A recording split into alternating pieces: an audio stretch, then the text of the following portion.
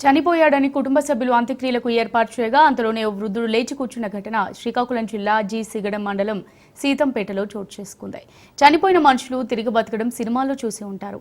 కానీ అలాంటి సంఘటన నిజ జీవితంలో జరిగితే ఆ కుటుంబ సభ్యుల ఆనందం ఎలా ఉంటుందో ప్రత్యేకించి చెప్పవలసిన అవసరం లేదు. సీతంపేట గ్రామంలో ధర్మవరపు అప్పారావు అనే వృద్ధుడు 3 రోజుల క్రితం అనారోగ్యంతో పట్టణంలోని ప్రైవేట్ హాస్పిటల్లో అడ్మిట్ చేశారు. ట్రీట్మెంట్ చేసిన వైద్యులు ఇంటికి తీసుకెళ్లిపోవడమే మంచిదని చెప్పారు. ఇక అంబులెన్స్లో తరలిస్తుండగా మార్గం మధ్యలో వృద్ధుడిలో కదలికలు లేకపోవడంతో చనిపోయినట్టుగా భావించారు. ఎటువంటి కదలికలు, శ్వాస లేకపోవడంతో మృతి చెందారని భావించి బంధువులందరికీ సమాచారం ఇచ్చారు. అంత్యక్రియలకు ఏర్పాట్లు చేశారు. చితికి కావలసిన ఏర్పాటు చేసి మేళం మోగించారు. ఇంతలో తన భర్త చనిపోయాడనే దుఃఖంతో అప్పారావు మీద పడి భార్య ఏడవడం మొదలుపెట్టింది. ఇంతలోనే ఒక్కసారిగా అప్పారావు కళ్ళు తెరిచి తాను చావలేదు, బతికే ఉన్నానని భార్య వంక చూసి చెప్పడంతో ఒక్కసారిగా కుటుంబ సభ్యులు అప్పారావును కడసారి చూడడానికి వచ్చిన గ్రామస్తులు అవాక్కయ్యారు. ఇలాంటి ఘటనలు సినిమాల్లో, పురాణాల్లో మాత్రమే విని ఉంటాం.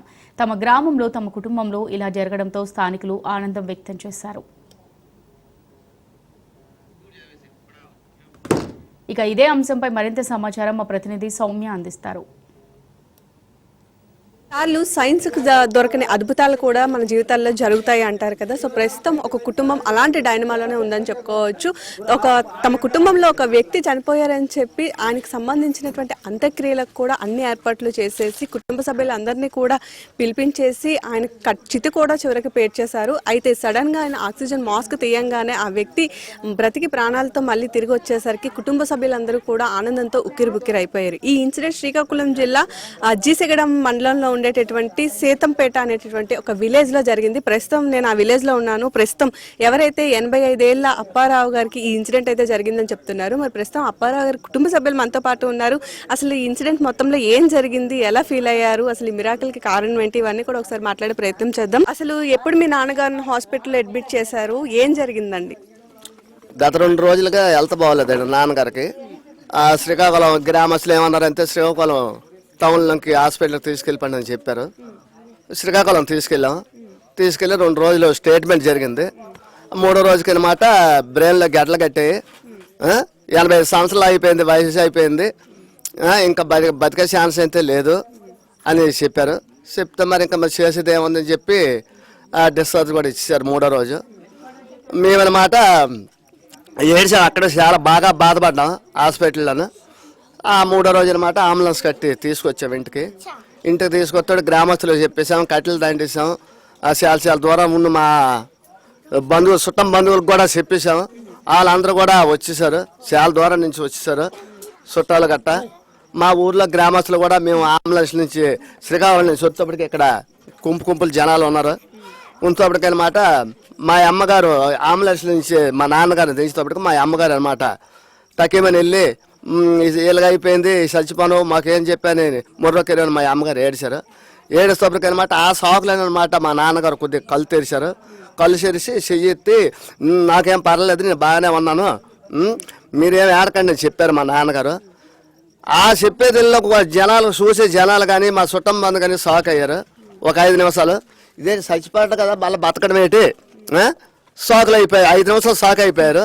అలాగే 5 నిమిషాల తర్వాత నాన్నగారు లేచి కూర్చోనమాట నాకేం పర్లేదంటే అప్పుడు మా గ్రామస్తులు కానీ మా వచ్చే చుట్టం మంది కూడా అప్పుడు నమ్మారనమాట.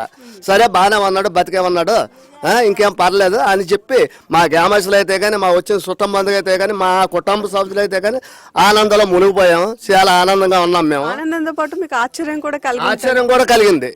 ఇంతవరకు ఈ సిచ్యువేషన్ అయితే ఎక్కడా జరగలేదు.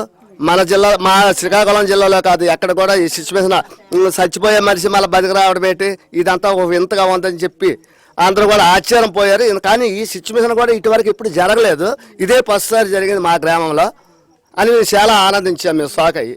నాన్నగారు అంటే చాలా అనుబంధం ఉంటది. సో చావ అంచుల వరకు వెళ్ళిన మనిషి మళ్ళీ తిరిగి వచ్చారు అంటే ఆనందం చెప్పలేదు. మాకే బయట వాళ్ళకి చాలా హ్యాపీగా ఉంది, ఇంకా చాలా హ్యాపీగా ఉంది మాకు నాన్నగారు బతికొచ్చారని. కొద్ది రోజులైనా ఆయనతో గడపొచ్చని అదేనమాట. అప్పారావు గారు భార్య కూడా ప్రస్తుతం మనతో పాటు ఉన్నారు. ఈవిడ ఏడ్చిన తర్వాతే ఆయన ప్రాణం తిరిగి వచ్చిందని చెప్పి వాళ్ళ కుటుంబ సభ్యులందరూ చెప్తున్నారు. ఒకసారి ఆవిడతో కూడా మాట్లాడదాం. అమ్మా, మీరు హాస్పిటల్కి వెళ్ళారా ఆయనతో పాటు? మా ఆయనతోటి వెళ్ళాను. మా ఆయనతోటి వెళ్ళిన తర్వాత ఇక్కడ మళ్ళీ జాయిన్ చేసుకున్న తర్వాత ఏమో ఒక రూమ్లో వేసిన తర్వాత మందులు గట్టి ఎక్కించినారు. మందులు ఎక్కించి నోట్లో పైపులు పెట్టి కడుపులో దించి అది బాధపడ్డారు. బాధపడిన తర్వాత ఏమో మరొక రూమ్ తీసుకెళ్ళి మళ్ళీ వేసినారు. ఆదివారం నాడు ఉంచినాం, సోమవారం నాడు ఉంచినాం, మంగళవారం నాడేమో మరి పరిస్థితులు బాగోక కళ్ళు పాకులు తీరిపోయి రెప్పలు మరి ఎత్తలేదు, నోటి పలుకు లేదు, ఇక్కడే నోరు పడిపోయిందిలే. మరి పలకలేదు, చేయలేదు, మరి ఎందుకు మరి బాడిపోయింది చచ్చిపోండి, మరి జ్ఞాపం లేదనేసేమో మేము తీసుకుని వెళ్ళిపోయినాము. తీసుకుని వెళ్ళిపోయిన తర్వాత ఇంటికి మేము అక్కడ చచ్చిపోయిన తర్వాత మరి వచ్చిన తర్వాత ఇంటికాడ ఉన్న వాళ్ళకేమో మేము తీసుకొస్తున్నాము, ఏదో అక్కడ మధ్య కర్ర కంప మీరు కూర్చండి అని అనేసాం. పిల్లలు చెప్పినారు, టెంట్ వేసినారు, కుర్చీలు తెచ్చినారు, కలప కూడా వేసేమో మా కాష్టాన్ని కొట్టుకెళ్ళినట్టుగా మీరు కాష్టాన్ని కొట్టుకెళ్ళి అక్కడ పేసినట్టు ఉంచినాము. ఉంచిన తర్వాత మేము గుళ్ళమని ఏడ్చినాము. బండిలోనే అది కారులోనే నేను ఏడ్చినాను. అక్కడ కానీ ఏడ్చుకుని వచ్చి అక్కడ వచ్చిన తర్వాత వేసిన తర్వాత ఏమో ఆ భగవంతుడు ఆ పేనమే ఎలాగేసినాడో ఆ దేవుడికే తెలుసును. కంటెంట్ నీరుగ్గి ఆ రెప్పలు ఒకరా ఎత్తున్నాడు.